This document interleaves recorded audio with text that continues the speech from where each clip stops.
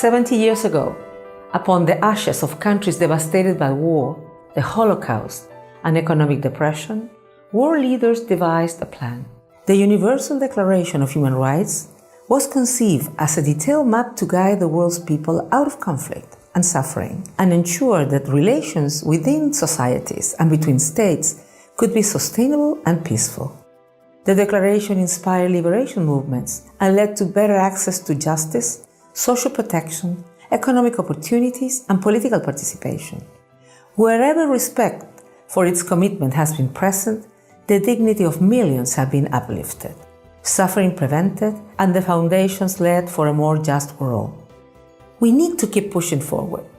People are increasingly fearful of the great changes our world is experiencing, and it is precisely at times of turmoil and uncertainty that the Universal Declaration of Human Rights can guide us. Step by step, it lights the path. We need more respect, greater justice. We need to uphold human equality and dignity. And we can achieve this. All of us, wherever we are, can make a difference by standing up for everyone's human rights.